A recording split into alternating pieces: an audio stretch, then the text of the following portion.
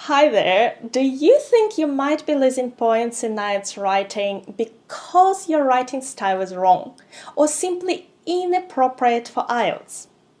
Today I will show you 5 common mistakes of IELTS students, and you will have to find each mistake. Of course, I will give you answers and I will show you how to correct each of them.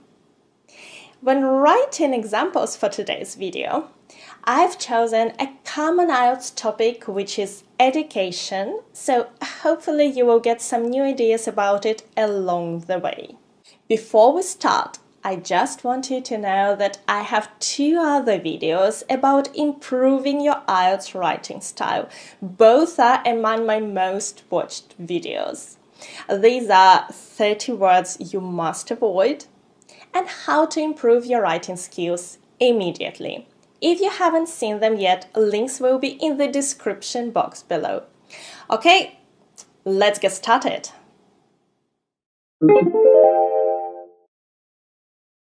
I have our first example ready. As far as IELTS examiners are concerned, this sentence contains a stylistic mistake. The style is inappropriate. Can you spot it? Here is the sentence. Adults who haven't gone to university mostly work in low-skilled jobs. Do you know where the mistake is? That's the word haven't. You should write have not. Haven't is a contraction. Contractions are informal. IELTS writing is a formal exam and you should stick to a more formal style. That's a short explanation. But saying that, I must mention that there is one situation in IELTS writing when you could and should use contractions. That's if you're taking IELTS general training exam and you're writing your task 1 letter to a friend. It would be natural to use contractions when writing a letter to a friend. In all other situations, avoid contractions. Here are some other common contractions. If you want to see them in more detail, please pause the video now. I want you to pay attention to those 2. Won't. That's a short for will not. And cannot is written in one word. Have not, could not, would not are all written separately, but cannot is one word. Okay, now let's move on. Can you see what's wrong here? Some people think that university degrees are losing their value for 2 reasons: high tuition fees, lack of skilled jobs. Is it something you could write in your essay? The answer is no, because it's a list of points. In English, it's called bullet points. Bullets like what you have in a gun. And that's not appropriate for IELTS exam. So you must write full sentences. Here is how you could do it. Some people think that university degrees are losing their value for 2 reasons. Firstly, that's a linking word. Tuition fees are so high that students often must take a loan to pay for their studies. Secondly, many university graduates cannot find high-skilled jobs for which their degrees are actually required. As you can see, I've used linking words, firstly, secondly, to connect all the sentences. We still have 2 points, but we have full sentences, and that's good. There is another way to do it. The first sentence stays as it was, but we remove words for 2 reasons. We just say, some people think that university degrees are losing their value.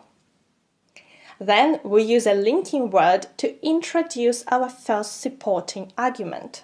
First of all, tuition fees are so high that students often must take a loan to pay for their studies. Then we use another linking word to introduce another supporting argument. Moreover, many university graduates cannot find high-skilled jobs for which their degrees are actually required. If you wish to read both examples in more detail, please pause the video now. The main thing to remember here is no bullet points, no notes, only full sentences. Here is the next sentence with a stylistic mistake. University education is still considered by many to be the best way to secure a fulfilling job and a decent salary. Can you see the mistake? Oh, this time it's quick. The sign is the mistake. Do not use any signs in your essays. Write a fulfilling job and a decent salary.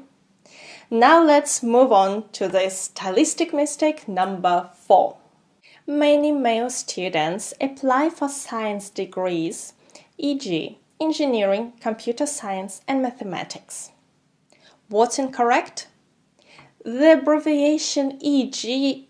is not appropriate here. It means, for example, and if you're writing your task 2 essay, most likely you will use those words, but make sure you write them in full. Many male students apply for science degrees, comma, don't forget commas. For example, engineering, computer science, and mathematics. Here is another one. Female students tend to choose social science subjects, such as psychology, international relations, etc. What's incorrect here? The abbreviation etc. That's a Latin word. It means and so on and shows that your list is incomplete. But that's an abbreviation, so don't use it in your essay. Instead, you could write this. Female students tend to choose social science subjects, comma, such as psychology and international relations. That's it. Here is another one.